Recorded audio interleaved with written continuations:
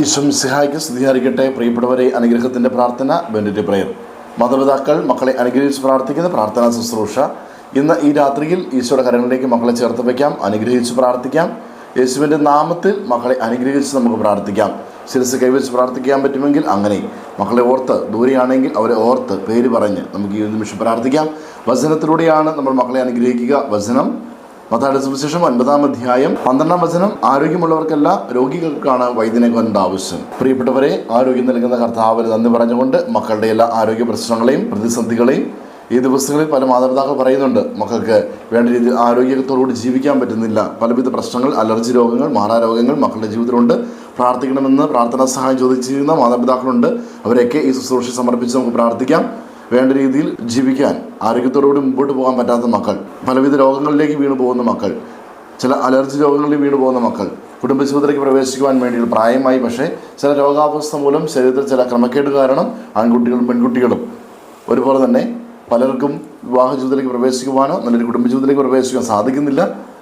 ഇങ്ങനെയുള്ള എല്ലാ പീഡകളും വിട്ടുമാറുവാൻ, നമ്മുടെ മക്കളുടെ ജീവിതത്തിൽ ആരോഗ്യ പ്രശ്നം ഉണ്ടാകാതിരിക്കുവാൻ, ആരോഗ്യത്തോടു കൂടിയായിരിക്കുന്ന മക്കൾ, വളർന്നു വരുന്ന മക്കൾ, സ്കൂൾ വിദ്യാഭ്യാസത്തിലോ കോളേജ് വിദ്യാഭ്യാസ കാലഘട്ടത്തിലായിരിക്കുന്ന മക്കൾ, അവരെ നാളുകളിൽ ഒരു തരത്തിലുള്ള മഹാമാരിയും ആരോഗ്യ പ്രശ്നങ്ങളും തീണ്ടാതിരിക്കുവാൻ പ്രിയപ്പെട്ട മാതാപിതാക്കളെ നമുക്ക് പ്രാർത്ഥിക്കാം. കുടുംബജീവിതം നയിക്കുന്ന മക്കളുണ്ട്. അവരും പലവിധ ആരോഗ്യ പ്രശ്നങ്ങളിൽ പെട്ടുകൊണ്ട് ഓരോ ദിവസവും ആശുപത്രിയിലേക്ക് പോകുന്ന മക്കളുണ്ട്.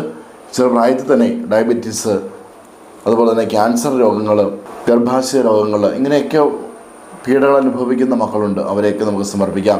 ഇത് വിട്ടുമാറുവാനും ഇങ്ങനെയുള്ള ചില പീഡകളിലേക്ക് വീണു പോകുന്ന മക്കൾ, അവരൊക്കെ സൗഖ്യപ്പെട്ട് ദൈവം സൗഖ്യദായനായ രോഗികൾക്കാണ് വൈദ്യനെ കൊണ്ട് ആവശ്യമെന്ന് പറയുമ്പോൾ നമ്മുടെ മക്കളെ യേശുവിൻ്റെ കരങ്ങളിൽ സമർപ്പിക്കാം. കർത്താവ് വൈദ്യനാണ്, സുഖപ്പെടുത്തുന്നവനാണ്. സൗഖ്യദായനായ യേശുവിൻ്റെ ആ സൗഖ്യസ്പർശം ഈ രാത്രിയിൽ മക്കളിലേക്ക് നേരിട്ടെ. അങ്ങനെ മക്കൾ സുഖകരമായി സന്തോഷപരമായി ആരോഗ്യത്തോടെ ദൈവത്തെ നന്ദി പറയുവാൻ ഇടയാകട്ടെ. ആമീൻ. മാതാപിതാക്കളെ, ഈ സമയം നമ്മുടെ മക്കളെ ഈശോയുടെ കരങ്ങളിലേക്ക് സമർപ്പിച്ച് അനുഗ്രഹിച്ച് പ്രാർത്ഥിക്കാം. മക്കൾ അടുത്തുണ്ടെങ്കിൽ അവരുടെ ശിരസിൽ കൈവച്ചും അതിന് സാധിക്കാത്ത പക്ഷം അവരെ മനസ്സിലോർത്ത് അവരുടെ പേര് പറഞ്ഞ് നമുക്ക് പ്രാർത്ഥിക്കാം. ഈശോയെ, അവിടുന്ന് ദാനമായി നൽകിയ ഞങ്ങളുടെ മക്കളെ അവിടുത്തെ തിരുഹൃദയത്തിലേക്ക് സമർപ്പിക്കുന്നു.